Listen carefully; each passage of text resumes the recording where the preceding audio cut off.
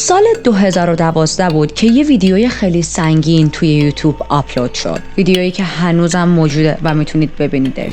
ویدیو سیاه و سفید بود و یک حال و هوای خیلی غمگینی داشت. بک‌گراند یه آهنگی پلی شده بود و یه دختر جوان با موهای تیره و فرفری اومده بود جلوی دوربین. صورتش نصفه دیده میشد.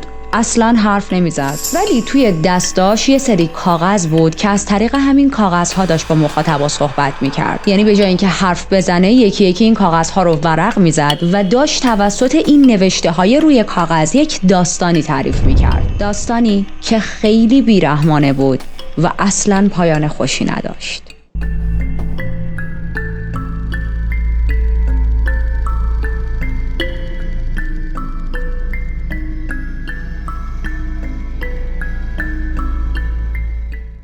خوش اومدید به یک اپیزود جدید از کیس های جنایی. من ریتا هستم و توی این چنل وارد دنیای جرم و جنایت میشیم. بچه‌ها قبل از اینکه داستان رو شروع کنیم من یه نکته کوچیکی رو بگم. من یه مقدار مریض احوالم، یعنی در واقع تازه از مریضی شدید در اومدم، ولی خب هنوز دارم آنتی بیوتیک مصرف میکنم و معمولا وقتی آنتی بیوتیک میخورم بدنم خیلی ضعیف میشه، بی انرژی میشم، توانم کم میشه. حالم امروز خوبه ها، ولی خودم حس میکنم انرژیم پایینه. پس اگر توی ویدیوی امروز احساس کردید اون انرژی همیشگی رو ندارم، دیگه بذارید رو حساب مریضی و آنتی بیوتیک عزیز. البته سعی میکنم بهترین پرفورمنس ها بذارم توی این ویدیو مثل همیشه، ولی خب گفتم بهتون بگم.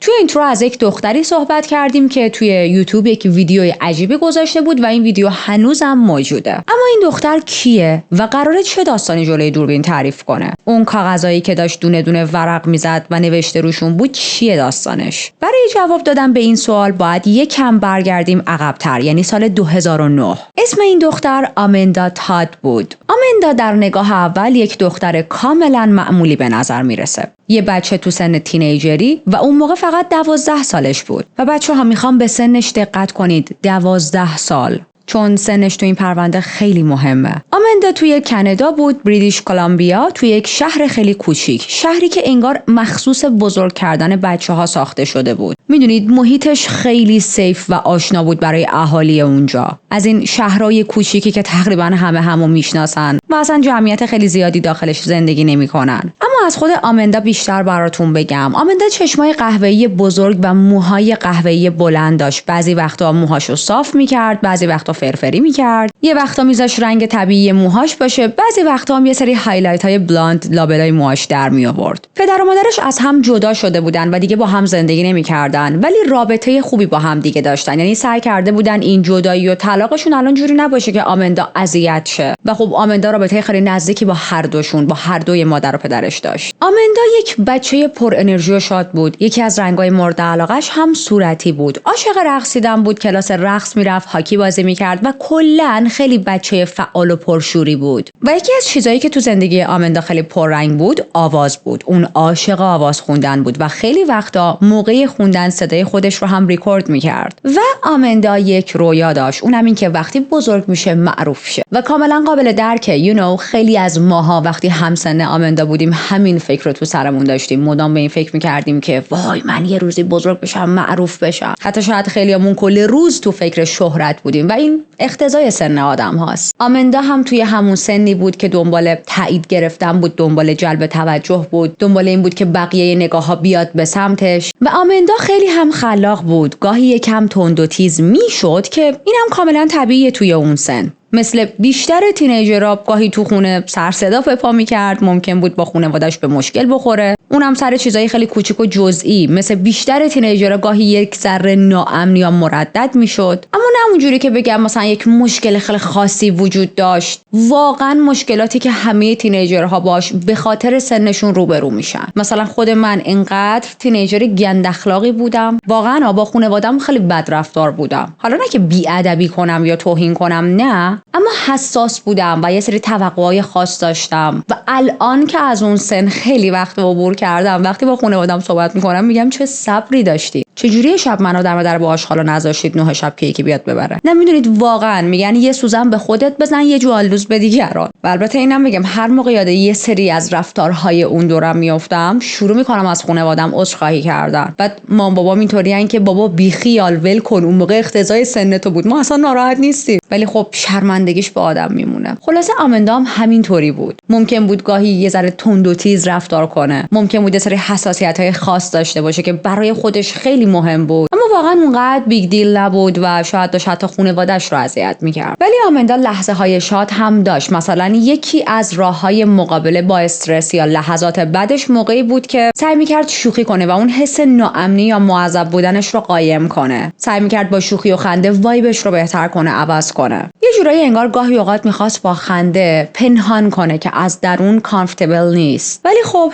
دوران نوجوانی دوران راحتی نیست و هر چقدر آدم خانواده خوبی داشته باشه، توی محیط خوبی بزرگ شده باشه، توی شهر یا کشور خوبی باشه، بقیه نوجوان‌ها میتونن آدم‌های بی‌رحمی باشن. و متاسفانه آمندا توی مدرسه جزو اون بچه‌هایی بود که بقیه بولیش می‌کردن و مسخرش می‌کردن. برای همین اون خیلی وقتا خودش رو تنها و بیرون از جمع بقیه همسن و سالای خودش حس می‌کرد. کم کم اون دختر پر انرژی و سرحال تبدیل شد به یک دختر آروم و ساکت. شروع کرد به ترسیدن از وارد شدن به جمع‌های مختلف، به خجالت کشیدن از صحبت کردن با آدم‌ها. و خب مامانا همیشه یک حس عجیبی دارن که انگار همه چیز راجع به بچه‌هاشون میفهمن. مادر آمندا هم دقیقاً فهمیده بود که دخترش حالش دیگه اوکی نیست، چون یه سری تغییر رفتار توی آمندا دیده بود. مثلا میدید که هر وقت این دختر مضطرب میشه با انگشتاش بازی میکنه و دستاش بی اختیار میلرزن. و الان توی این خط زمانی آمندا کلاس 7 توی سنی که آدم میخواد خودش رو امتحان کنه و هنوز خیلی چیزا رو درست نمیفهمه. سنی که آدم‌ها تازه دارن دنیاشون رو کشف میکنن. به گفته پدرش آمندا فقط میخواست یک جوری بتونه بین بقیه همسن و سالای خودش جا باز کنه، جا داشته باشه. میخواست بتونه بخشی از یک گروه باشه و خب پدرش گفتش که من کاملا درکش میکردم، کاملا حق داشت. و میخوام بگم من هم درکش میکنم. اینکه آدم از سمت یک گروهی، مخصوصا یه جایی مثل مدرسه و اینجور جاها طرد بشه واقعا سخته. اونم میدونید بی هیچ دلیلی، به خاطر اینکه یه مش دانش آموز نمیدونم چی بگم مثلا از دماغ فیل افتاده یا کسایی که حال خودشون هم بچه‌ن یکی دیگر رو دارن بولی میکنن. تا اینکه برسیم به یک روز مهم در زندگی آمندا. روزی که آمندا یک خواسته بظاهر کوچیک داشت، اما این خواسته خیلی مسیر زندگیش رو تغییر میده. از مامانش یک وبکم میخواد و مادرش اصلا موافق نبود. راستش یه جورایی هم حق داشت. مادرش با این دید نگاه میکرد که یک دختر 12 ساله کوچیک برای چی باید وبکم بخواد و وبکم توی اتاقش داشته باشه؟ تو فقط 12 سالته، چی رو میخوای توی اینترنت به بقیه نشون بدی؟ و یادمون باشه اون موقع دنیای اینترنت واسه آدم‌ها یک دنیای ناشناخته بود و مثل الان انقدر عادی نبود. انقدر نرمال نبود که بچه‌ها همه یه دونه گوشی و تبلت و نمیدونم آیپد و چی دستشونه. برای همین آمندا بارها و بارها سر این موضوع با مادرش دعوا میکنه، چون خب مادرش هر بار مخالفت خودش رو اعلام میکرد و میگفت نه آمندا، نه، فعلا وبکم داشتن برای تو خیلی زوده. انقدر این دعواهاشون زیاد میشه که آمندا میگه میدونی چی، اصلا من میخوام برم مدت و بابا زندگی کنم. و پدرش برخلاف مادرش اصلا روی این چیزا حساس نبود. حتی وقتی آمندا بهش پیشنهاد وبکم رو داد، اون رو به چشم تهدید ندید، بلکه به چشم یک فرصت دید. با خودش این فکر رو کرد که اوکی، شاید اگر برای دخترم وبکم بگیرم بتونه خلاقیتش رو به دنیا نشون بده و هنر و آوازش رو آنلاین منتشر کنه تا بقیه ببینن و استعدادش کشف شه. و اینطوری میشه که آمندا اجازه وبکم داشتن رو از پدرش گرفت و الان پدرش براش یک وبکم خریده بود و میتونست هر کاری که دلش میخواد با این وبکم بکنه. البته پدرش اونطوری نبود که وبکم رو بهش داده باشه و بگه خدافظ شما، من دیگه بهت کار ندارم. چکش میکرد، بعضی وقتا یهو بهش سر میزد، مثلا کامپیوترش رو چک میکرد.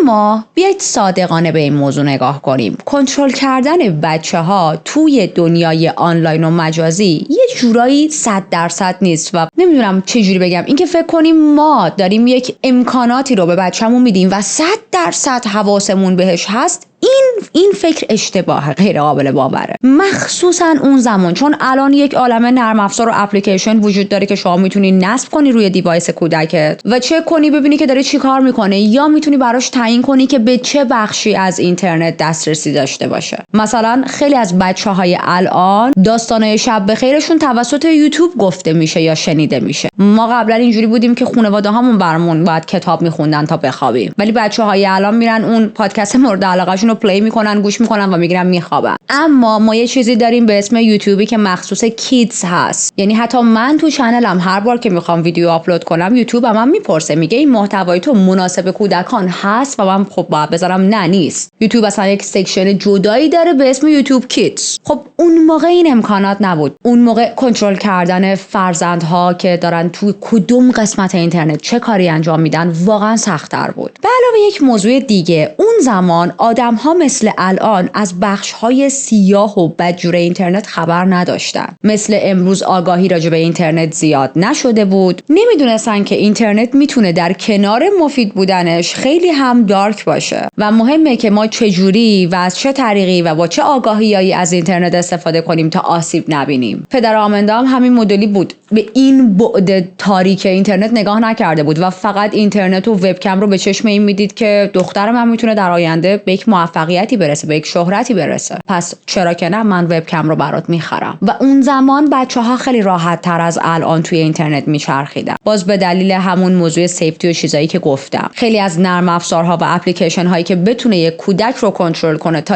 لیمیتد به اینترنت دسترسی و اکسس داشته باشه وجود نداشت واقعا. و خب پدر مادرها نمیتونستن 100% بفهمن که بچه‌شون داره تو کجای اینترنت میچرخه، چه پیام‌هایی داره دریافت میکنه، با چه آدم‌هایی داره ملاقات میکنه. واقعا دوره‌ای بود که همه اینترنت رو خیلی دست کم گرفته بودن و نمیدونستن که با پشت این صفحه‌ای که بظاهر آنلاینه ممکنه یک کسی لرک کنه و ممکنه چه اتفاقهایی بیفته. آمندا هم از اونور عاشق وقت گذروندن توی دنیای اینترنت بود. با دوستای آنلاین بازی میکرد، جلوی وبکم آواز میخوند، میرقصید، از اون زندگی تاریک و تنهایی که توی دنیای واقعی براش درست شده بود جدا شده بود و به یک زندگی ساده و شاد آنلاین رو آورده بود. و خب این لایف استایل خیلی هم براش لذت بخش بود. بیشتر آدم‌هایی که آنلاین می‌دیدنش همسن و سالای خودش بودن و خب برعکس بقیه بچه‌های توی مدرسه خیلی باش مهربون بودن. مثلا فضا اینجوری بود که حتی بعضی وقتا اسلیپ اوور می‌کردن، با دوستاشون میشستن پشت کامپیوتر و با وبکم با غریبه‌ها حرف می‌زدن و خب کلی فان بود دیگه. بعضی وقتا لحظه‌های کریپی هم به وجود میومد. مثلا وقتی که یک مردی که خیلی از خودشون مسن‌تر بود یهو رو صفحه ظاهر میشد. ولی باز دوباره اون زمان دیدگاه‌ها اینجوری بود که اوکی نهایتاً یارو کرنجه و نه اینکه واقعاً یک شخص خطرناکه. من میبینم نوجوانای الان خیلی آگاه تر شدن و تو چنین شرایطی واقعا میتونن بفهمن که نه، این صرفا یه چیز فقط کرنج نیست و اینکه یک آدم مسن بخواد بیاد و با یک نوجوان صحبت کنه میتونه خیلی خیلی خطرناک باشه. ولی خب سال 2009 و 2010 و 11 و اون سالها واقعا اطلاعات عمومی در رابطه با طریقه مصرف اینترنت خیلی کمتر بود. آمندا هر لحظه‌ایشو که آنلاین میگذروند حس خوشحالی بسیار زیادی بهش دست میداد. از زاویه دید خودش کلی داشت ویو میگرفت. هر وقت استریم میذاش آدمای زیادی وصل میشدن تا تماشاش کنن. آمندا هم براشون آواز میخون، میرقصید و یا اینکه فقط از اتفاقهایی که در طول روز براش افتاده حرف میزد. و اون زمان آمندا داشت از یک پلتفرمی به اسم بلاک تیوی استفاده میکرد. یک پلتفرمی بود که طرف میتونست لایو استریم بره و خب همه همزمان ببیننش. گاهی اوقات تعداد این ویوها به 150 نفر هم میرسید و خب شاید الان برای ما عدد 150 خیلی کم باشه، اما برای یک دختر 12 ساله توی اون زمان این یک اتفاق خیلی بزرگ بود. اونم یک دختری که حتی توی دنیای واقعی یه دونه دوست هم نداشت و الان جوری بود که یهو بعضی از روزا تا 150 نفر 160 نفر میتونن تماشاش کنن آنلاین. کامنت هایی هم که از بقیه دریافت میکرد معمولاً عادی یا مهربون یا حتی فانی بودن، اما بین اون جمع یک نفر مدام می اومد و یک چیز عجیب و آزاردهنده تو چت می نوشت. در واقع از آمندا یک درخواست بیشرمانه داشت و اونم این بود که آمندا تیشرتتو بزن بالا، فقط یک بار، فقط برای یک لحظه.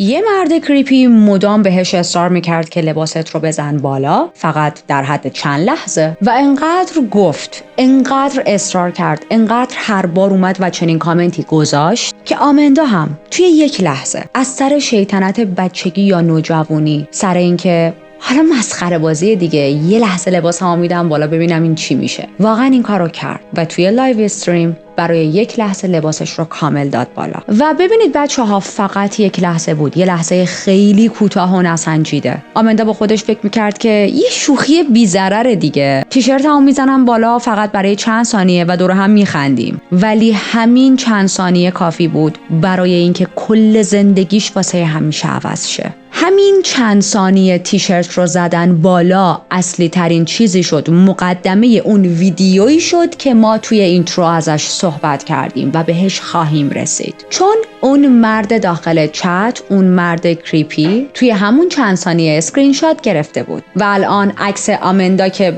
برهنه شده برای یه لحظه، نیمه برهنه البته، و لباسش رو زده بالا، چنین عکسی رو داشت و اون تصویر رو سیو میکنه و شروع میکنه به بلک میل کردن یک کودک 12 ساله. آمندا اولش فکر میکنه که خب اون مرد داره شوخی میکنه، اما بعد از یه مدت میبینه نه، مثل اینکه واقعا جدیه. اون مرد گیر داده بود که اگر برای من پرایوت شو اجرا نکنی، یعنی تو کودک 12 ساله نیای جلوی دوربین تا برای من برهنه برقصی و به اصطلاح پرایوت شو اجرا نکنی، منم اون عکس رو برای همه میفرستم، برای خانواده، دوستات و هر کسی که دور و برت میشناسی. و جوری هم رفتار میکرد که همه چیز رو راجع به آمندا میدونه. گفت من میدونم تو کجا زندگی میکنی، اسم مدرسه‌ت رو میدونم، اسم تک تک دوستا و فامیلات رو میدونم. و واقعا هم یه سری اطلاعات داشت، خیلی زیادتر از اون چیزی میدونست که آمندا بتونه بگه که نه این آدم داره دروغ میگه. ولی خب آمندا مقاومت کرد و نمیخواست برای این آدم پرایوت شو اجرا کنه. هر چقدر که این مرد تهدیدش میکرد و بلک میل میکرد زیر بار نمیرفت. و زمان میگذره و این زمان ساده نمیگذره. اوکی، ما اینجا نشستیم و خیلی راحت میگیم خب یه مدت گذشت. برای کسی که تو بحر این ماجراست، زمان انگار فریز شده، خیلی کند میگذره و حس و حال اون آدم توی اون شرایط هم نرمال نیست. آمندا هم همینطوری بود، تمام مدت اضطراب و ترس شدید داشت و یه مدلی شده بود که هر نفسی که میکشید پر از استرس بود. هر بار میرفت و به صفحه کامپیوترش نگاه میکرد یاد اون مرد میافتاد و یه جورای دیگه از سایه خودش هم میترسید. تا اینکه تعطیلات کریسمس میشه، در حالی که بیشتر بچه‌ها الان ذوق کردن، خوشحالن، او آخشون تعطیلات کریسمس، چند روز از درس و مدرسه راحتیم، میریم سفر، چه می‌دونم آدم برفی درست میکنیم، خلاصه حسابی اشغال به راهه. آمندا اصلا اینجوری نبود و واقعا حال روز خیلی بدی داشت. تا یه روز صبح که همه خواب بودن و احتمالاً توی اون تایم همه داشتن خواب کادوهای زیر درخت کریسمس رو میدیدن که در خونه آمندا اینا زده میشه و اون وقت صبح به اون زودی کی میتونه پشت در باشه؟ و وقتی خانواده آمندا در رو باز کردن، آمندا شاک شد به خاطر اینکه پلیس پشت در بود بچه‌ها. ولی توی تعطیلات کریسمس پلیس صبح به اون زودی چرا باید بیاد پشت در خونه اینا؟ الان بهتون میگم. یه ذره من این معجونمو بخورم. میدونم که خیلی شبیه بیره و توی لیوان بیرم درست کردم، چون این در حال حاضر بزرگترین لیوانیه که دارم. و گفتم الان با خودتون میگین دختر تو میگی داری آنتی بیوتیک میخوری، بعد بیر ریختی واسه خودت بخوری. ولی کاش واقعا بیر بود. معجونه آب جوشه، زنجبیل، عسل و یکم لیمو. و این معجون واقعا تو مریضیای من معجزه میکنه. البته روزای عادی چای هم میریختم، حالا گرین تی یا بلک تی، ولی چون یه چند روزه به خاطر سرما یه مقدار کلیه هام درد میگیره، تصمیم گرفتم که چای داخلش نریزم، چون بالاخره کلا چای و کافی و اینا اگه آدم یه کوچولو درد کلیه داشته باشه خوب نیست. خلاصه که چرس. مشخص میشه اون مرد غریبه همون آدم کریپی که توی آنلاین چت بود تهدیدش رو عملی کرده بود. عکس برهنه آمندا رو برای همه فرستاده بود، برای تمام آدم‌هایی که نمیشناخت، برای تمام آدم‌هایی که آمندا رو میشناختن. یعنی اومده بود توی فیسبوکش گشته بود و برای تمام دوستای آمندا این عکس رو فرستاده بود. به جز این حتی یک سایتی آورده بود بالا که فقط مربوط به همین عکس آمندا بود، برای اینکه همه بتونن راحت صورتش رو ببینن. یعنی موضوع فقط این نیست که بدن آمندا معلوم شده، بلکه صورت و چهرش هم کاملا واضحه. حالا پلیس از کجا فهمیده بود؟ یکی از دوستای آمندا موضوع رو متوجه شده بود، خیلی ناراحت میشه و میره به پدر و مادرش میگه اینجوریه، یه نفر مثلا عکس نیمه برهنه یکی از حالا دوستای همکلاسیای منو پخش کرده تو اینترنت. پدر و مادر اون دوستش هم فوری به پلیس خبر میدن و پلیس هم پیگیری میکنه و آدرس خونه آمندا رو پیدا میکنه. ولی مامورهای پلیس نیومده بودن که با آمندا حالتی رفتار کنن که چرا عکساتو پخش کردی. نه، مامورا اومده بودن جلوی در خونه پدر آمندا که آمندا رو چک کنن، ببینن حالش خوبه یا نه، یه وقت آسیبی به خودش نرسونه یا از نظر روحی روانی الان تو چه وضعیتی قرار داره. و یا حتی یه کسی که انقدر کریپیه شاید نزدیک خونه باشه و یه وقت آسیب و آزاری به آمندا برسونه. و پدر آمندا شاک بود و مدام میگفت من اصلا نمیفهمم تو چرا این کارو کردی، نمیدونم چرا باید همچین عکسی رو به نفر نشون بدی یا همچین کاری بکنی که یه نفر بتونه از تو عکس بگیره. و آمندا با گریه میگفت من فکر میکردم شوخی بود، بچه‌ست دیگه، 12 سالشه، نمیدونستم اون آدم اسکرین شات میگیره، اصلا همچین چیزی به ذهنم نرسیده بود. ولی خب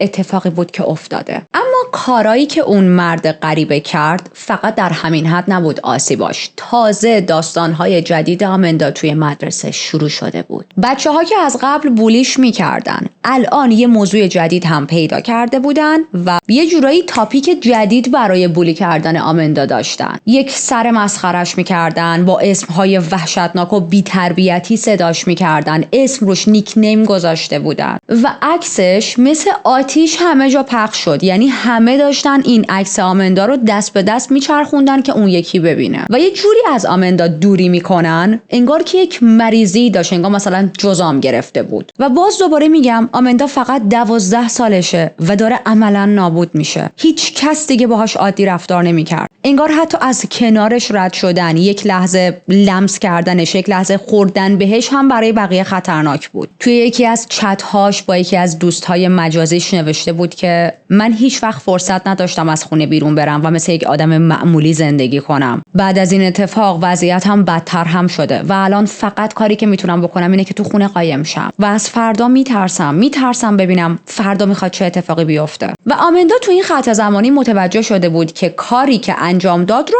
نباید میکرد. کاملا این موضوع رو متوجه شده بود که آقا جان نباید اون لباسش رو هم توی مثلا لایو استریم بالا میزد و از هر لحظه اون تصمیم پشیمون بود. ولی داستان این بود که دیگه نمیتونست این موضوع رو آندو کنه و مادر آمندا از هیچ کدوم از این اتفاقها با خبر نبود تا همون چند روز بعد از پخش شدن اون عکسه. یعنی هنوز توی تعطیلات کریسمس و اینا بود. یک پیامی دریافت میکنه تو فیسبوک که این نفر بهش میگه ببین یکی داره دخترت آمندا رو بلک میل میکنه و مادرش شاک میشه و این مدلی بود که یعنی چی؟ حالا احتمالاً مادر آمندا با پدر آمندا هم یک دعوای مفصل داشتن از این بحثایی که دیدی من بهت گفتم وبکم براش نگیر، دیدی. ولی خب ما حالا این بخش رو نمیدونیم، این حدس خودمه، چون من بودم فکر کنم یک بار رو میگفتم. حال میده یه وقت آدم بگه دیدی گفتم. به هر حال مادرش پنیک میشه و سریع به پلیس زنگ میزنه و پلیس میگه که باشه خانم ما این موضوع رو پیگیری میکنیم. ولی پلیس این مدلی بود که پلیس کاناداست دیگه و پلیس های استرالیا، کانادا، آلمان و گاهی اوقات پلیس های روسیه خیلی آدم رو هرس میدن و یه مدلی رفتار میکنن که انگار مجرم بیشتر خوش به حالشه تا اون کسی که مثلا قربانی یک اتفاقیه. پلیس هم تو این پرونده دقیقاً همین مدلی بود. یعنی تنها کاری که نمیکرد تلاش برای پیدا کردن این مردی بود که داره یک دختر 12 ساله رو بلک میل میکنه و مادر آمندا این موضوع رو متوجه شده بود. توی یک مصاحبه من داشتم نگاه میکردم میگه پلیس هیچ کاری رو درست انجام نمیداد اون لحظه. میگفت من میدیدم که هر روز حال آمندا داره بدتر و بدتر میشه و پلیس عین خیالش نیست. و بچه‌ها بیایید از آمندا بیشتر براتون بگم. آمندا از نظر روانی کاملا له شده بود. اضطراب شدید اومده بود سراغش، افسردگی داشت و حتی یه سری پنیک اتک بهش دست میداد. اما یه روزی یک امیدی توی زندگیش پیدا میشه و مادر و پدرش تصمیم میگیرن که اسباب کشی کنن و برن یک جای دیگه، یک شهر جدید. و شهر جدید یعنی چی؟ یعنی مدرسه جدید، یعنی دایره جدید از دوستها. شاید میتونست یک شروع تازه و زندگی بهتری برای آمندا باشه. شاید بالاخره میتونست یک نفس راحت بکشه و مثل بقیه تینیجرها بدون استرس با دوستاش وقت بگذرونه، سفر بره، زندگی کنه. خب اساس کشی کردن، اما آیا این اتفاقها افتاد؟ این وایب های نرمال؟ نه، هیچ کدوم اینا اتفاق نیفتاد. نه تنها وضعیت برای آمندا بهتر نشد بلکه بدتر هم شد. آمندا از یه جایی به بعد رو آورد سمت الکل و مواد کشیدن و باز دوباره به سنش توجه کنید. این دختر هنوز 14-15 سالش هم نشده. با خودش فکر میکرد اینجوری میتونه درداشو کمتر کنه، ولی خب دقیقاً برعکس شد. درداش کم نشدن بلکه ترسهاش هم بیشتر شدن. کم کم دیگه حتی قادر نبود از خونه بزنه بیرون. و زمان میگذره تا 1 سال بعد، یعنی الان 1 سال از اولین روزی که این آدم توی اینترنت عکس آمندا رو پخش کرده گذشته و زندگی آمندا هنوز افتضاحه تا اینکه دوباره همون اتفاق تکرار میشه. اون مرد ناشناس بعد از 1 سال سکوت برمیگرده. یه حالتی که آمندا من هنوز کارم با تو تمام نشده و من هنوز میخوام تو رو اذیت کنم و من خیلی خاک تو سر و بدبخت و تنها، اونقدر تنهام که دارم یک دختر 12-13 ساله رو بلک میل میکنم. اون مرد فهمیده بود که آمندا اسباب کشی کرده، فهمیده بود که شهرش رو عوض کرده. حتی یک لیست جدید از دوستها و آشناهاش توی این شهر جدید درست کرده بود و به آمندا نشون میده. میگه ببین من دوستای جدیدت رو هم میشناسم، تو از دست من نمیتونی فرار کنی، من هر جای دنیا بری همه چیز راجع به تو میفهمم.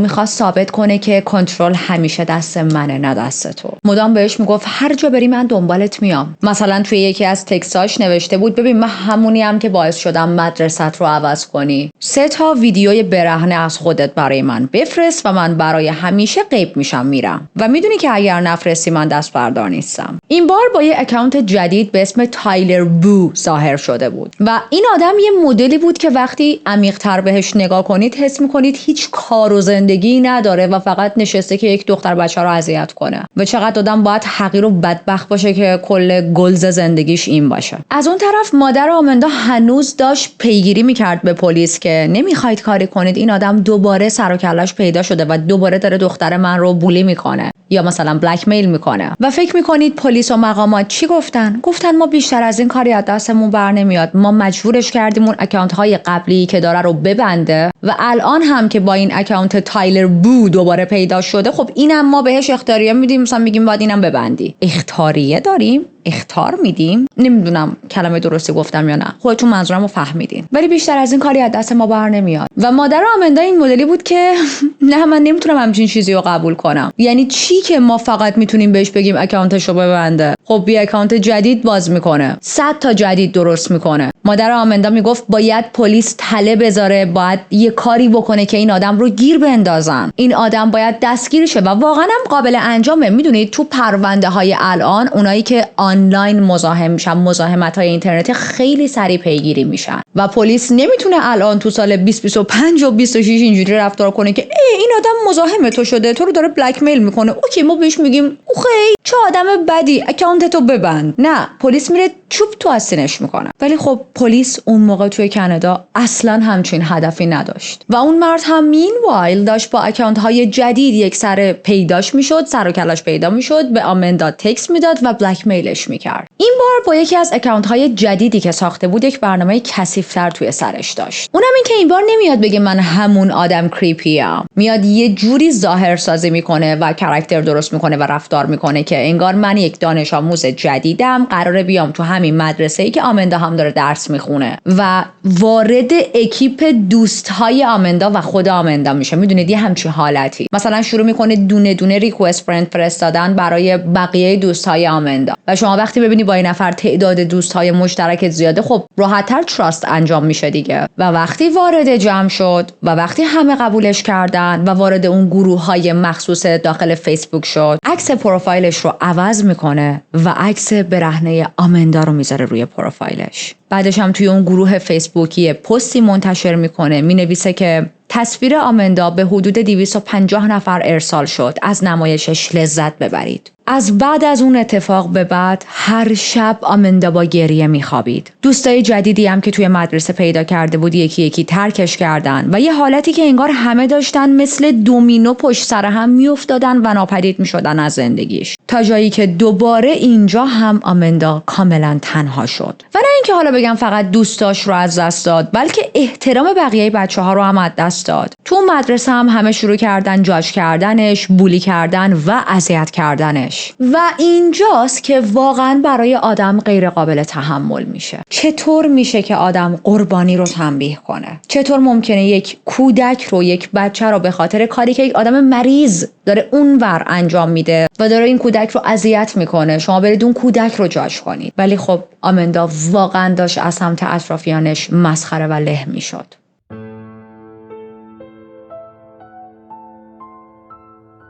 آمندا که دوباره تو جمع دوستا و توی مدرسه تنها موند، رو آورد پناه برد به اینترنت. برای یکی از دوستاش آنلاین نوشته بود که میدونی چند بار تا حالا بقیه بهم گفتن که دوست نداریم ببینیم، دوست نداریم با دوست باشیم. یا مثلا یک سر توی مدرسه دارن بهم میگن که ما تو رو نمیخوایم، از اینجا برو، مدرسه تو عوض کن، برگرد همون جایی که ازش اومدی، تو اینجا بین ما جا نداری. و یا بهش میگفتن که اگه بمیری قول میدیم که برای مرگ جشن بگیریم. آمندا برای اون دوست آنلاینش نوشته بود از وقتی که این اتفاق افتاده فقط دارم هر شب با گریه میخوابم، چون خیلی دارم درد احساس میکنم. خواهش میکنم هر کاری میتونی بکن، فقط کمکم کن. و تو این مدت آمندا شروع کرده بود به آسیب زدن به خودش، در حدی که یه مدت به خاطر همین آسیب زدن ها توی کلینیک بستریش کردن، برای اینکه به خودش آسیب نزنه و اونجا یاد بگیره که چطور باید با مشکلات و دردهاش توی زندگی کنار بیاد و جور دیگه‌ای برخورد کنه به جای اینکه آسیب به خودش وارد کنه. از اون کلینیک بعد یه مدت میاد بیرون. 3 هفته بعد با یکی از دوستاش بعد از مدت‌ها از خونه میزنه بیرون. یه ویدیو با هم میگیرن. توی اون ویدیو آمندا تقریبا خوشحال به نظر میرسید. توی یه پارکی که خیلی هم فضاش قشنگ بود، خوشحال دنبال اردک‌ها میدوید. و وقتی شما ویدیو رو نگاه کنید فکر می‌کنید یک دختر نوجوان معمولی دیگه. اصلا متوجه نمیشید که این دختر چه سختی‌هایی تا الان پشت سر گذاشته. و آمندا داشت حس می‌کرد الان توی اون دوره‌ایه که میتونه یه ذره نفس بکشه و همه چیز رفته کنار دیگه، داره به زمان سپرده میشه و راحت‌تر میتونه اون اتفاقا رو تحمل کنه. و به خودش یک قول بزرگی میده اون روز. قول میده که دیگه نذاره توی چنین وضعیتی گیر بیفته. به خودش قول میده که از اینجا به بعد بتونه از زندگی لذت ببره. برای همین تصمیم گرفت که دوباره مدرسش رو عوض کنه. و بچه‌ها من به این حرکتش واقعا احترام میذارم. واقعا شجاعت میخواد. اوکی، بیاید یک لحظه از دریچه آمندا به این موضوع نگاه کنیم. کسی که مدرسه عوض میکنه یا حتی مجبور میشه به عنوان دانشجو، دانش آموز جدید بره توی یک محیط جدیدی، توی یک کلاسی که همه آلردی از قبل همو میشناسن، چه میدونم گروه بندی ها انجام شده و فقط تویی که توشون جدیدی، این میتونه خیلی حس سخت و سنگینی باشه. روابط بین بچه‌ها شکل گرفته و فقط تویی که اون تو جدیدی تو اون جمع و باید از صفر شروع کنی و این کار لازم داشت که شما خیلی شخصیت قوی داشته باشی. و آمندا این کارو کرد و به نظر من آمندا واقعا بریو بود. تو فکر این بود که شاید این شروع جدید همون چیزیه که من لازم دارم. یه انگیزه جدید، یک شانس جدید برای یک زندگی بدون ترس. و از اونجایی هم که دیگه از اون آدم خبری نبود، از اون مزاحمه که داشت بلک میلش میکرد و اون مرد که خیلی کریپی بود، به خودش فکر میکنه که شاید اون آدم خسته شده، شاید بالاخره منو ول کرده و من میتونم الان یک نفس راحتی بکشم. آمندا مدرسه‌شو عوض کرده اما هنوز لانچ تایم ها تنها میشینه. هنوز نمیتونست کنار بقیه پشت اون میزای بزرگ کافتریا بشینه و خودش رو مثل بقیه نشون بده. حتی خیلی وقتا ترجیح میداد بره کتابخونه فقط برای اینکه دیده نشه، تو جمع نباشه و یا بعضی از نگاه‌ها اذیتش نکنن. ولی خب کم کم داشت آروم آروم به همین محیط تنها موندن و تنهایی وقت گذروندن هم عادت میکرد، تا اینکه یه روز به خودش جرأت میده تا با یکی از دوستای قدیمیش صحبت کنه. این دوستش یک پسری بود، شروع میکنه به تکست دادن، کلی با هم حرف میزنن و کلی صمیمیت بینشون رد و بدل میشه. برای آمندا خیلی این حس قشنگ بود، چون بالاخره یک نفر نشسته بود جلوش و داشت به حرفهاش گوش میداد. یه نفر که انگار واقعا داره بهش اهمیت میده و اون پسر اینجوری نشون میداد که اون هم خیلی به آمندا علاقه داره و آمندا خیلی براش مهمه، چون بالاخره یک روز بعد از تکست زدنها میاد و صحبتو به قول خودمون اشغولانه میکنه و به آمندا میگه که من خیلی به تو علاقه دارم، من گلوم پیش تو گیر کرده. رسما میگه به آمندا که من عاشقت شدم. و خب آدم اینجاست که به خودش فکر میکنه ایول بالاخره این نقطه زندگی آمندا رفت سمت یک روشنایی، بالاخره داره اتفاقهای خوب براش میفته، قراره یک مقدار آرامش رو این دختر تجربه کنه. ولی خب نه، قرار نیست همچین اتفاقی بیفته، چون اون آقا پسر، گل پسر، شازده پسر، دوست دختر داشت و توی یک رابطه جدی هم بود با اون دوست دخترش. مثلا این مدلی نبود که حالا بگیم یه دختری بود که چند هفته باهاش آشنا شده بود، نه. اما با این وجود، با وجود این که با یک آدم دیگه توی رابطه است و به یک آدم دیگه تعهد داره و دوست دختر داره، به آمندا تکست میداد، بهش امید میداد و اون کسی بود که به آمندا گفت ببین من عاشقتم، من خیلی دوستت دارم و بلا بلا بلا. انقدر براش نوشت، انقدر بهش نزدیکتر شد تا روزی که برگشت به آمندا گفت من دیگه نمیتونم طاقت بیارم و میخوام ببینمت. و آمندا تو این خط زمانی فهمیده بود که این آدم دوست دختر داره و بهش هم گفته بود که تو با یک دختر دیگه توی رابطه ای و اون پسر بهش گفته بود نه ما میخوایم از هم جدا شیم و میدونید از این حرفایی که خیلی از ماها شنیدیم توی روابط. آدم‌هایی رو دیدیم که اتفاقا توی یک رابطه این مدلی هستن، 10 تا بچه دارن از هم دیگه، بعد میگن اما میخوایم طلاق بگیریم، اصلا ما میخوایم جدا شیم و الان سالهاست گذشته و هنوزم جدا نشدن، بلکه فقط دنبال یک نفر دوم دیگه‌ای توی رابطه‌شون بودن. این پسرم همینطوری بود. آمندا رو اینجوری گول میزنه که ما داریم به هم میزنیم، ما داریم بریک اپ میکنیم، اصلا واسه همین من اومدم سراغت، من به تو علاقه پیدا کردم. آمندا بهش میگه که خب حالا من که نمیتونم بیام خونتون، اگه مثلا دوست دخترت یهو پیدا شه یا بالاخره شماها با هم به هم نزدید. میگه نه، دوست دخترم مسافرت، تو غمت نباشه. و آمندا هم در نهایت قبول میکنه. رفت دیدن این پسر، کنار هم بودن، با هم وقت میگذرونن، با هم میخوابن و اون لحظه ها برای آمندا خیلی حس خوبی بود. با خودش فکر میکرد بالاخره یکی توی دنیا پیدا شده که واقعا دوستش داره. با خودش فکر کرد که زندگی بهش یک بار دیگه فرصت داده، میتونه خوشحال باشه.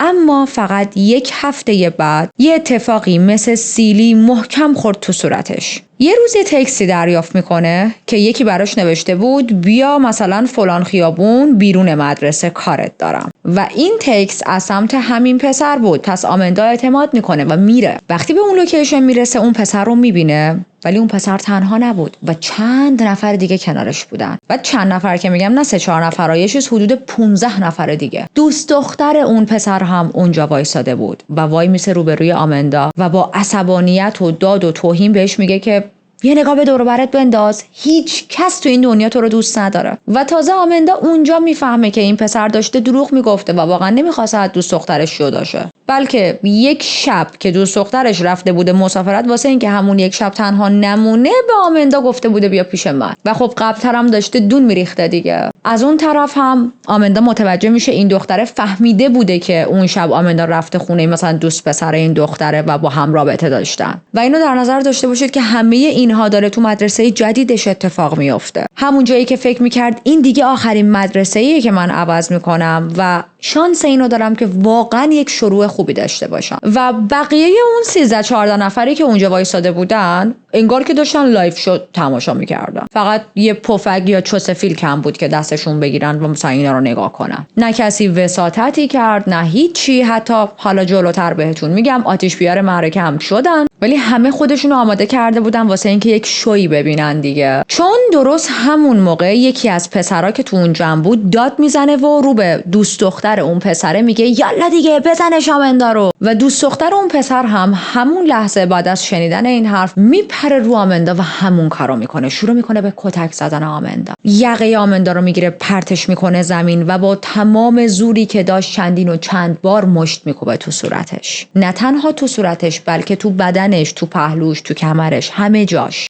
و هیچ کس جلو نیومد. هیچ کس نیومد بگه بس نزن بابا الان شاید یهو بمیره. به جاش همشون گوشیاشونو گرفته بودن بالا و همینطوری داشتن فیلم میگرفتن، عکس میگرفتن. انگار دردی که آمندا داشت اون لحظه میکشید براشون سرگرمی بود. و آمندا فریب خورده بود، بهش دروغ گفته شده بود، حس خیانت بهش دست داده بود. فکر می‌کرد این پسر واقعا دوستش داره، فکر می‌کرد این پسر داره از دوست دخترش جدا میشه، به اون پسر اعتماد کرده بود. و به جای اینکه اون دختره، دوست دختره همین پسره، من اسماشون رو ندارم، اسماشون توی هیچ منبعی ذکر نشده، واسه همین میگم اون پسره و دوست دخترش، به جای اینکه دوست دخترش مقصر اصلی رو دوست پسر خودش بدونه و رابطه‌اش رو با اون آدم قطع کنه، داشت به آمندایی که میدونست آسیب هم دیده زور میگفت. و من راجع به این بخش از پرونده یک سخنرانی براتون دارم، حالا آخر کیس میگم. وقتی کتک زدنهاش تموم شد، آمندا رو مثل یک تیکه زباله واقعا همونجا ول کرد و آمندا همینجوری رو زمین در حالی که سر و صورتش خونی بود مچاله شده بود و حس میکرد یک موجود حقیر بی‌خاصیت، یک موجود پوچه. فقط مدام توی ذهنش این تکرار میشد که چرا من چیکار کردم که سزاوار این همه ناراحتی و غصه‌ام توی زندگی. بالاخره بعد از چند دقیقه آمندا بلند میشه، شروع میکنه به دویدن، جوری میدوه که اصلا حتی پشت سرش هم نگاه نمیکنه، تا اینکه میرسه به یک گودالی که کنار جاده بود. خودشو میندازه توی اون گودال، همونجا قایم میشه و احساس میکرد از درون خالی شده، شکسته، دیگه هیچ چیزی تو وجودش نمونده.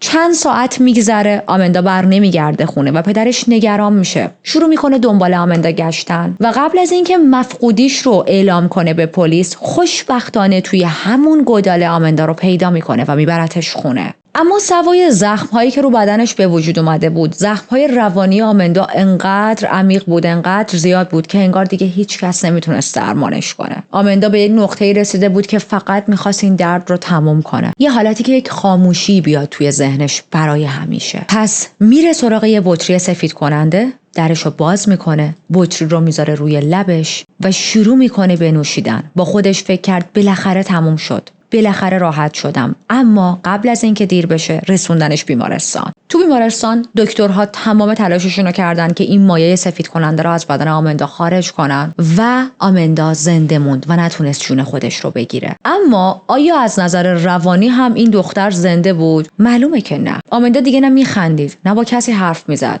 نه اصلا حوصله داشت بره مدرسه، نه حوصله داشت پاشه بره دستشویی، بره غذا بخوره، از تخت پاشه، هیچی. آمندا واقعا انگار از درون مرده بود. بعد از چند روز وقتی برگشته بود خونه و حالش از نظر جسمی بهتر شده بود، یعنی دیگه مرخصش کرده بودن، میره گوشیشو برمیداره، میره فیسبوک رو چک میکنه و میبینه مردم که یعنی همون بچه‌هایی که توی مدرسه بودن دیگه، چه چیزهای افتضاحی دارن راجبش مینویسن. تکست هایی مثل این که تو لایق اون کتکایی که خوردی بودی، آیا گل موهاتو شستی، اشاره به این که افتاده بود زمین و کلی کتک خورده بود. نوشته بودن امیدواری مرده باشی به خاطر اینکه چند روز آنلاین نشدی و خبری ازت نیست. و این همه قصه و بدبختی کم بود، دوباره اون مرد کریپیه که از اول پرونده راجبش صحبت کردیم پیدا شده بود و اون مرده هم برای آمندا یک تکسی میفرسته و میگه ببین اگر بریم مدرسه جدید 4 باز اونجا هم من میام سراغت و اونجا هم پیدات میکنم. ولی خب آمندا بازم تسلیم نشد. دوباره تصمیم گرفت که اسباب کشی کنه. این بار رفت با مادرش یه جای جدید زندگی کنه و 6 ماه میگذره.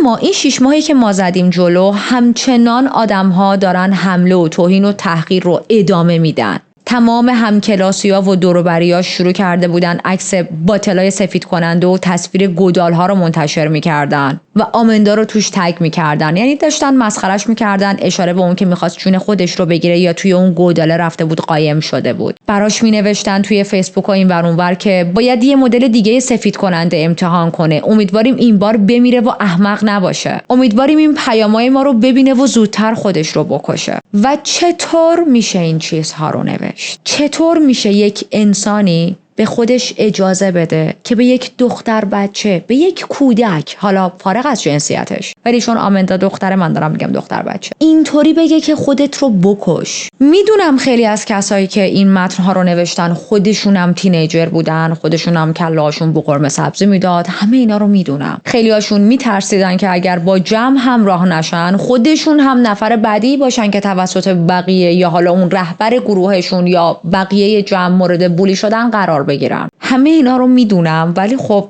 مغزم نمیتونه پروسس کنه. و بدترین قسمت ماجرا این بود که آمندا فکر میکرد خودش تمام تقصیرها رو گردن داره و خودش باعث شده که همه بدبختی‌ها تو زندگیش اتفاق بیفته. مدام به همه میگفت تقصیر خودمه، خودم زندگیمو خراب کردم و انقدر خودم کردم و سلف بلیم انجام داد که یک بار دیگه رفت سمت اینکه جون خودش رو بگیره. این بار یک عالمه قرص برمی‌داره که بخوره و با این قرص ها خودکشی کنه، اما خب موفق نمیشه. میرسوننش بیمارستان و تا 2 روز تو بیمارستان بستری شده بود، اما نجاتش میدن و آمندا برای بار دوم از مرگ برمیگرده. بعد از اینکه برمیگرده خونه با خودش این فکر رو میکنه اوکی، من که تو دنیای واقعی هیچ کسی رو ندارم که کمکم کنه، بذار دوباره پناه ببرم به دنیای آنلاین. شاید آدمایی که توی آنلاین فضای مثلا مجازی یا اینا هستن بتونن بهم کمک کنن. برای همین یک ویدیو ریکورد میکنه. اسم این ویدیو این بود: داستان من،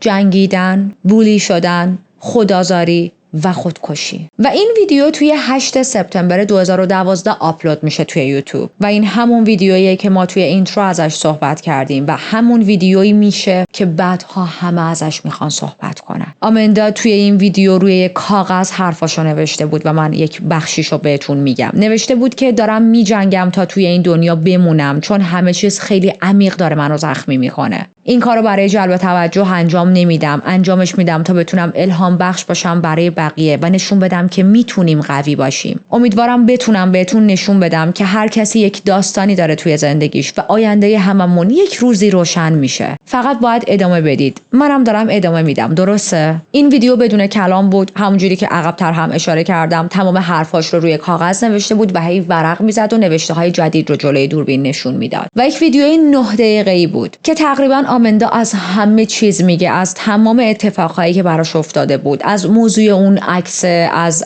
همه چی. میگه که چقدر پشیمونه که اون عکس گرفته شده ازش، چقدر پشیمونه که برای یک لحظه لباسشو زد بالا و یک عمره که زندگیش خراب شده و میگه که خیلی پشیمونم ولی نمیتونم این عکس رو از اینترنت برگردونم، نمیتونم پاکش کنم. و آخر اون ویدیو خطاب به کسایی که شکنجه روانی کرده بودنش میگه که من از شهرتون رفتم، همیشه گریه میکنم و هر روز به خودم میگم چرا هنوز اینجام. ترسام انقدر بزرگ شدن که کل تابستون حتی یک بارم از خونه بیرون نزدم. من حتی دیگه نمیتونم برم مدرسه. میگه زندگی من انگار هیچ وقت قرار نیست بهتر شه و من هیچ کسی رو دور و بر خودم ندارم. و به عنوان آخرین جمله توی ویدیو، آخرین چیزی که روی اون ورق نوشته بود این بود که اسم من آمندا تاده. و این حرکت آمندا با وجود این که این همه درد داره، این همه زخم توی روانش داره، خیلی حرکت شجاعانه‌ایه. این که اومده به بقیه الهام بده. ما شاهد این بودیم که این دختر بچه 12 ساله تلاش کرد، جنگید، اسباب کشی کرد، مدرسهش رو عوض کرد، ویدیو ساخت، خودش رو در معرض قضاوت قرار داد تا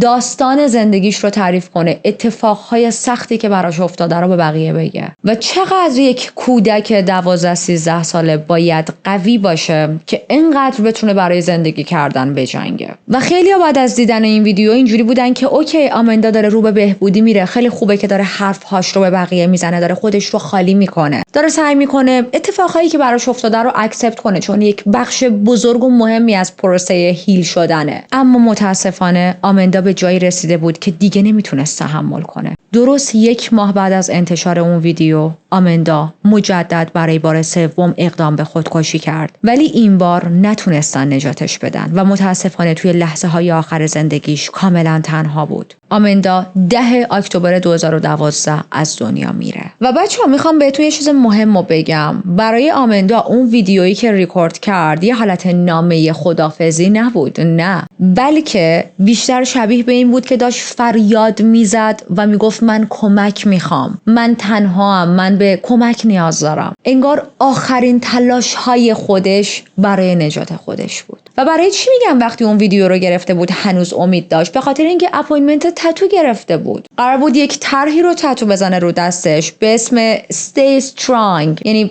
قوی بمون. ولی خب متاسفانه هیچ وقت به تایم اون اپوینتمنت نرسید و قبل از اینکه اصلا بتونه بره این تتو رو دستش بزنه از دنیا رفت. قبل از اینکه جون خودش رو بگیره یه تکسی برای مادرش گذاشته بود. نوشته بودش که خیلی دوستت دارم، ازت میخوام که ناراحت نباشی و اینکه یادت باشه من همیشه تا ابد دختر کوچولوی تو باقی میمونم، من همیشه پرنسس کوچولوی تو هستم. وقتی مراسم یادبود آمندا برگزار شد، مردم جمع شدن، گل گذاشتن، شمع روشن کردن و روز 18 نوامبر مادرش برای دختری که دیگه از دست داده بود و خیلی زود از دنیا رفته بود یک سخنرانی میکنه.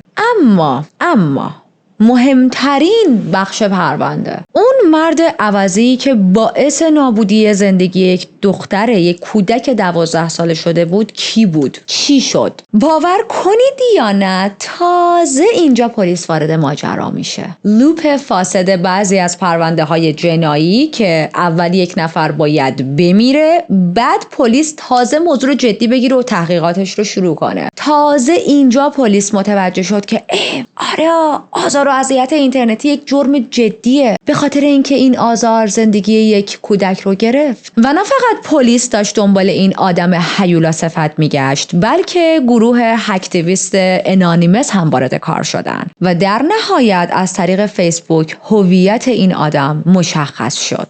اون آدم یه آقای بود به اسم ایدن کوبن که البته فکر کنم همون آیدین خودمونه، چون همون مدلی هم نوشته میشه، پس منم میخوام آیدین صداش کنم. آیدین 35 ساله بود، اهل هلند بود و کیلومترها دورتر از آمندا بود. و دقت کنید با وجود این همه دور بودن، کنترل کامل زندگیش رو دستش گرفته بود. و بچه‌ها، نه فقط کنترل زندگی آمندا، بلکه 10 نوجوان دیگه. پلیس متوجه شد که این آدم 34 تا دختر و 5 تا پسر دیگر رو هم همین جوری مورد آزار روانی قرار داده. وانمود میکرد که نوجوان همسن و سالشونه، اونا رو وادار میکرد لباساشون رو در بیارن، بلافاصله اسکرین شات میگرفت، بلک میلشون میکرد، ازشون اطلاعات خصوصی در میآورد و جمع میکرد که خب توی دنیای آنلاین واقعا کاری نداره شما بخوای اطلاعات چند نفر رو در بیاری، مخصوصا اگر اونها یه سری کودکی باشن که خیلی راحت لوکیشنشون رو نشون بدن، خیلی راحت لایو برن، دوستاشون رو تگ کنن. شما خیلی راحت میتونی اطلاعات رو در بیاری. و بعد اگر که براش حالا فیلم و چیزای شخصی و برهنه نمیفرستادن و از حرفاش اطاعت نمیکردن، عکس‌ها رو این ور اون ور پخش میکرد و قربانی‌هاش در سراسر دنیا بودن. الان 5 ساله که از مرگ آمندا گذشته و این پروسه پیدا کردن این آیدین خان و نمیدونم این که بفهمن چند نفر دیگر رو هم داشته اینجوری بلک میل میکرده 5 سال طول کشید که خب من این 5 سال رو براتون کوتاه کردم، زدم جلو و الان وقتشه که دادگاهیشه این آدم. اول این دادگاهش قرار بود توی آمستردام برگزار شه به اتهام کلاهبرداری اینترنتی و باجگیری یا حالا همون بلک میل کردن. توی دادگاه هم خیلی بخوام خلاصه بهتون بگم، میگن که رفتارش خیلی بیرحمانه بود، خیلی سنگدلانه بود و در نهایت بهش 11 سال زندان دادن. یا اگر بخوام دقیق تر بگم 10 سال و 243 روز، یعنی 3895 روز فرصت داشت برای اینکه بشینه به کارهایی که کرده فکر کنه. و وقتی که این حکمش تموم شه، حکمی که توی کانادا باید براش اجرا شه شروع میشه، یعنی 13 سال دیگر رو هم باید بره تو زندانهای کانادا بگذرونه. و مادر آمندا برای هر 2 جلسه دادگاه پرواز کرد، توی سالن نشست، گفت امیدوارم این حکم مرهم کوچیکی باشه رو زخم تمام قربانی‌های این آدم. و بچه‌ها، وقتی که آیدین وارد دادگاه شد، یک چهره کاملا نرمال داشت و برای همین میگیم واقعا همیشه نباید از روی ظاهر قضاوت کرد. افراد پدوفایل و مزاحم 2 تا شاخ و 1 دم ندارن و ممکنه چهره‌های کاملا نرمال مثل بقیه افراد جامعه داشته باشن، مثل یک مرد معمولی، مثل یک همسایه، مثل یک دوست. و آیدین هم دقیقاً همین شکلی بود، یک چهره کاملا نرمال. آیدین با 22 تا هویت فیک آمندا رو توی یوتیوب، فیسبوک و اسکایپ شکنجه میداد و بیشتر از 700 تا تکست تهدیدآمیز برای این دختر فرستاده بود. یعنی بیشتر از 700 بار به آمندا گفته بود که اگر برای من 2 تا 3 تا لایو شوی برهنه اجرا نکنی، ویدیوی برهنه نفرستی، من این کارو میکنم اون کارو میکنم. و این دختر همچنان مقاومت کرده بود و گفته بود نه، چون من اشتباه خودم رو فهمیدم و اشتباه من این بود که همون یک لحظه هم نباید لباسم رو میزدم بالا و دوباره اون کار رو تکرار نمیکنم. اما به چه قیمتی تموم شد؟ به قیمت اینکه آمندا نتونست تحمل کنه و جون خودش رو گرفت. یعنی یه مدلی بود که قاضی توی پرونده آیدین میگه اصلا مشخصه که این آدم فقط و فقط هدفش نابود کردن آمندا بوده. یعنی اصلا ما نمیتونیم روی این موضوع حرفی بیاریم. و آخر سرم موفق شد. انقدر این دختر رو اذیت کرد که آمندا جون خودش رو گرفت. و آیدین احتمالاً این مدلی بود که آخه بالاخره به اون چیزی که میخواستم رسیدم. و اون ویدیوی آخری که آمندا از خودش توی یوتیوب گذاشته الان بیشتر از 15 میلیون ویو خورده. تو کامنت ها برید نگاه کنید، خیلی از آدما هستن که نوشتن خودشون هم قربانی بلک میل شدن هستن، خودشون بولی شدن، و خیلی ها آدمایی که نوشتن تو به ما انرژی دادی، تو به ما روحیه دادی، امید دادی و ما کاملا حس و حالی که داشتی رو درک میکنیم. آمندا گفتیم آمندا قرار بود یک تتو روی دستش بزنه که هرگز فرصتش رو پیدا نکرد، ولی به جاش پدرش این تتو رو زد. اونم نه تتوی معمولی، بلکه توی جوهر تتو کمی از خاکستر آمندا رو مخلوط کردن و الان پدرش یه حسی داره که انگار آمندا همیشه زیر پوستش همراهشه. مادر آمندا بعد از این اتفاقا شروع کرد به مبارزه با قلدری اینترنتی، یه مؤسسه تأسیس کرد. این سازمان زندگی خیلی از آدم‌ها رو تا به امروز نجات داده. مثلا یه بار مادر یک پسری برای مادر آمندا تکست داده بودش که به خاطر این سازمانی که شما دارید پسر من فهمید که داره چه اتفاق تلخی براش میفته و با وجود خجالت کشیدنش از اینکه یک نفر سعی داشت بلک میلش کنه اومد و از من کمک خواست، درخواست کمک داد. خواهش میکنم هیچ وقت از این کاری که تو این سازمان دارید میکنید دست نکشید. شما دارید زندگی نوجوانها رو نجات میدید. این پسر هم مثل اینکه قربانی بلک میل شدن بوده، ولی خب خوشبختانه تونستن نجاتش بدن و اون شخصی که داشته بلک میلش میکرده رو چوب تو آستینش کنن. من به خاطر قوانین یوتیوب نمیتونم این ویدیوی آمندا رو براتون بذارم چون کپی رایت میخوره، اما لینکش رو توی دیسکریپشن میذارم و میتونید روی لینکش بزنید و برید این ویدیوی 9 دقیقه‌ای رو ببینید. و بیایید قبل از اینکه با هم خدافظی کنیم چند لحظه راجع به آمندا حرف بزنیم. پرونده امروز تقدیم به آمندا، دختری که فقط میخواست زندگی کنه، فقط میخواست دیده بشه، شنیده بشه و کمی مهربونی از دنیا و اطرافش دریافت کنه. کاش میشد بهش بگیم دختر تو قوی بودی، خیلی قوی تر از چیزی که بقیه بفهمن و درک کنن. تو جنگیدی وقتی که همه چیز بر علیهت بود و تو به میلیون ها آدم شجاعت دادی وقتی که خودت خیلی تنها بودی. آمندا رفت ولی صدا و داستانش بین ما موند، یادش زنده و گرامی. ممنون بچه‌ها که تا اینجای ویدیو با من همراه بودید. اگر که بار اول چهره من رو میبینید و پرونده های جنایی رو دوست دارید، دعوتتون میکنم که دکمه سابسکرایب رو بزنید، جمع ما رو بزرگتر کنید و منو چارلی و خوشحالتر. و برای من این پرونده خیلی پرونده سنگینی بود. دقت کردید که هر پرونده‌ای کاور میکنیم همینو میگیم. امیدوارم دنیا تغییر کنه، امیدوارم بچه‌های امروز انقدر تنها نباشن، آگاهتر شده باشن، هم خودشون هم خانواده هاشون. و خواهشم ازتون اینه اگر هر کدوم از شماها توی چنین موقعیتی مثل آمندا قرار گرفتید که نمیدونم چجوری بهتون بگم، عکس برهنه برای کسی فرستادید، عکس نیمه برهنه فرستادید، به یک نفر به هر دلیلی اعتماد کردید و این کارو کردید و اون آدم شروع کرد به بلک میل کردن شما، خواهش میکنم خودتون رو مقصر ندونید. همه ما اشتباه میکنیم، هممون گاهی ساده‌لوح میشیم، هممون گاهی به آدم‌های اشتباه ممکنه اعتماد کنیم. ما همیشه نمیتونیم دیگران رو کنترل کنیم و همه چیز رو 100% عالی پیش بینی کنیم و میدونید قضاوت‌های بسیار بسیار درستی از دنیا و آدم‌های اطرافمون داشته باشیم. و من واقعا تو این پرونده به جنگیدن آمندا افتخار کردم، یعنی اینقدر براش احترام قائلم که اصلا قابل توضیح دادن نیست. این دختر هر راهی که میتونست رو امتحان کرد تا بتونه خودش رو نجات بده. بابا من یه بار تو دوران نوجوانی زیپ شلوارم باز بود، رفتم بیرون و وقتی اومدم خونه فهمیدم زیپ شلوارم باز بوده. تا یه ماه خجالت میکشیدم از در خونه بزنم بیرون. وای داستان اینم خیلی خنده داره، بذارین براتون تعریف کنم. من تو سن فکر کنم 13-14 سالگی بودم. بعد تو اوج اون سنی بودم که میدونید دیگه فکر میکنی خیلی خوش تیپی و همه دنیا دارن به تو نگاه میکنن و اوف رو ابرایی تو اون سن. و یه دونه شلوار جینم گرفته بودم و مثلا برند فلان و خیلی مثلا تو اون دوران حالا خیلی عشق برند بودم بیشتر نسبت به الان. فکر میکردم دیگه الان این شلواری که من پوشیدم کون زمین و آسمون پاره شده، این شلوار افتاده، من دیگه خوش تیپ ترین آدم تو دنیا. یعنی اینجوری رو ابرا بودم.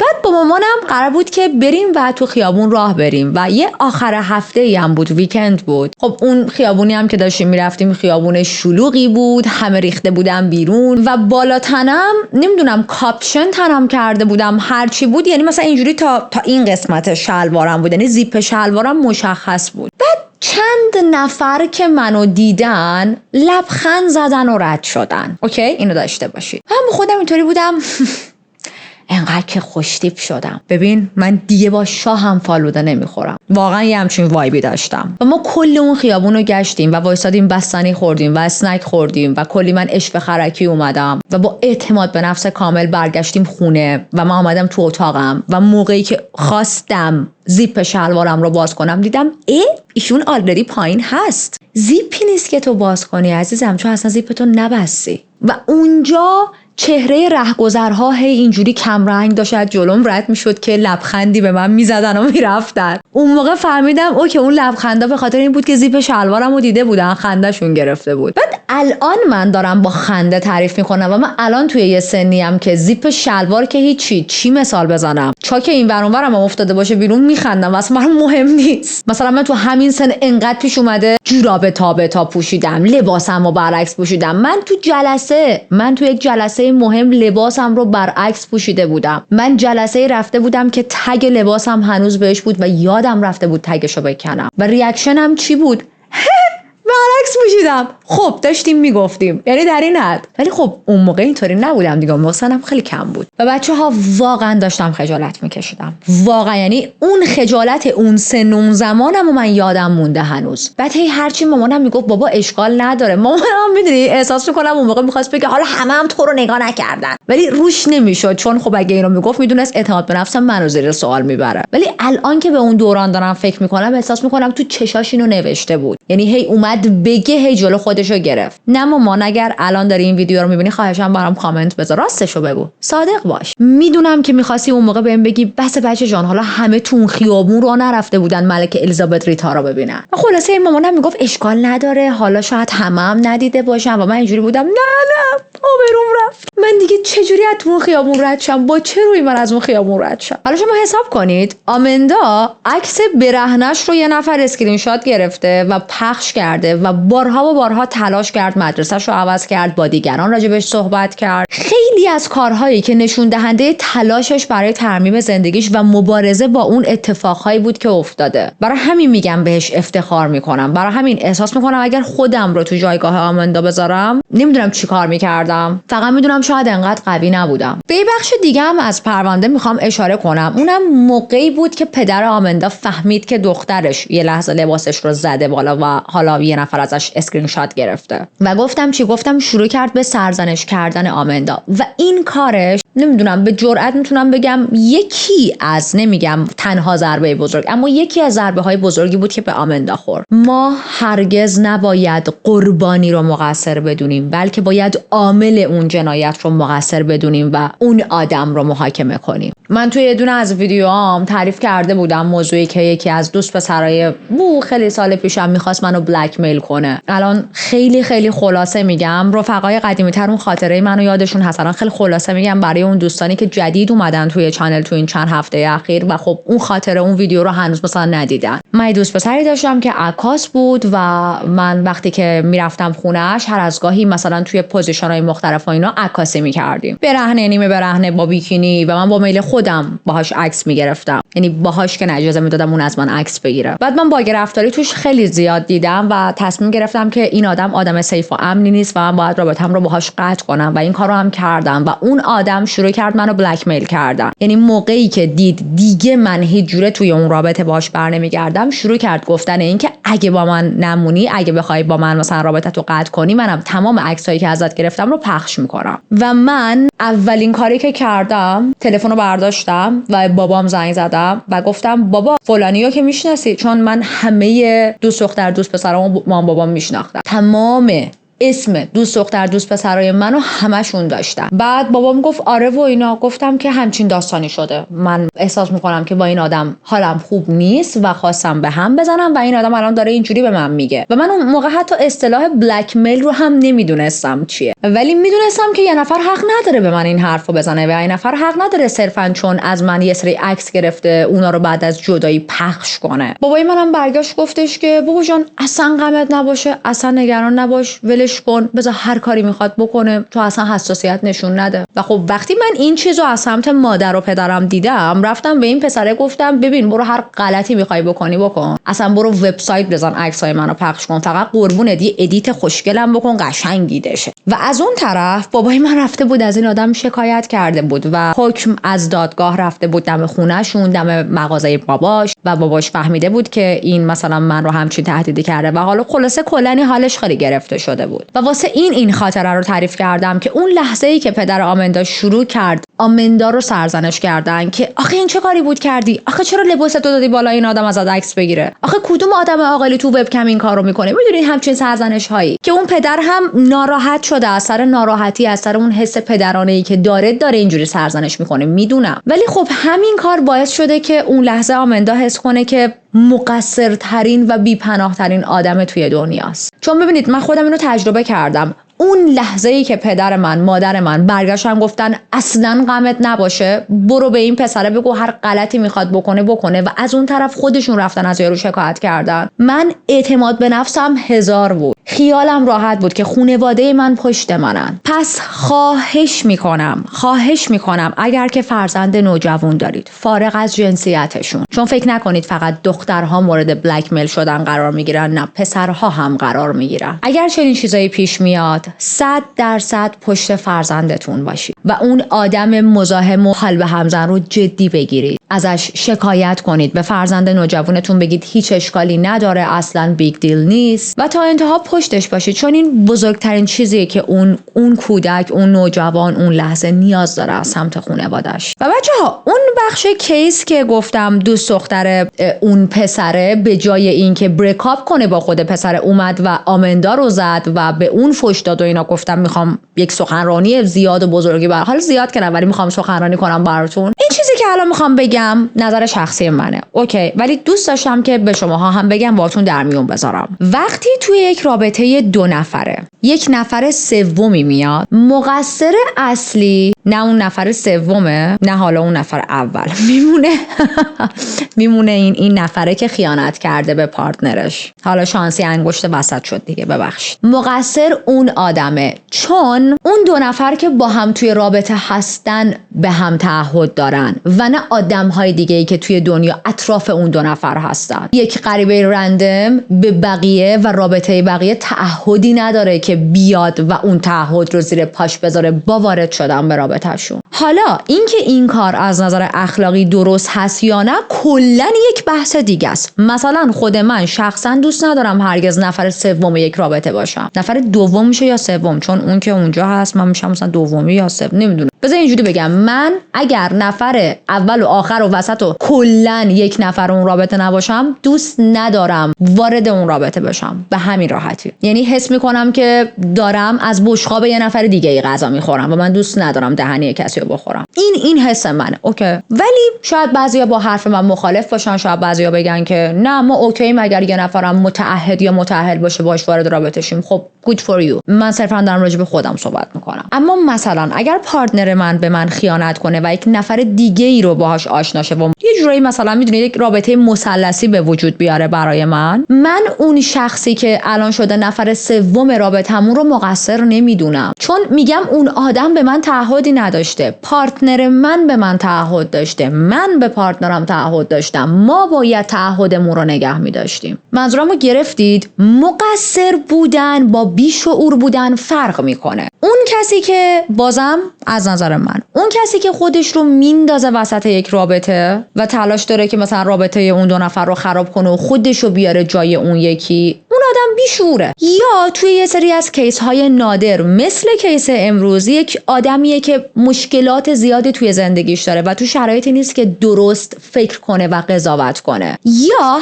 حتی تو موارد دیگه یک آدمیه که داره از سمت اون نفر مقابلش، مثل همین پسر دیگه که به آمندا گفت، گول میخوره، دروغ میشنوه. من انقدر از این روابط دیدم، انقدر دوستای دور و برمو دیدم مثلا با یک مردی آشنا شده بودن، مرده یک سره به این قول میداد ببین من دارم مثلا جدا میشم، برگه های طلاق رو میزه، فقط باید یه امضا بدنم تموم شه. و مثلا 2 سال گذشته بود هنوز اون امضا رو نزده بود. یعنی میخوام بگم همچین مواردی پیش میاد. اون کسی که توی یک رابطه جدی با پارتنرش هست و گفته که من به تو متعهد میمونم و خط قرمز با هم دیگه تعیین کردن، اون آدم باید متوجه رفتار خودش باشه. اون آدم خیانتکاره، نه اینکه مثل کیس امروز تا دیدی یه شب دوست دخترش رفته سفر و یه شب تنهاه و قراره توی یک خونه خالی باشه در عرض چند ساعت منبولش نلرزه. حالا یه شب شما از اون کار نکشی هیچ اتفاق خاصی نمیفته. به قاطع 364 روز دیگه ای هم که کار نکشیدی. خلاصه اینجا من رفتار دوست دختر اون پسره رو اصلا نپسندیدم، به این دلیل چون واقعا اگر به طور مثال من تو شرایط اون دختره بودم، تازه با وجود اینکه میگم آمندا تو یک شرایط خیلی خیلی خاص و روحی روانی واقعا ضعیف بود و دوست پسرم هم میرفت به دختر دیگه قول میداد که من عاشقتم، من دارم از دوست دخترم جدا میشم، بلا بلا بلا، بلا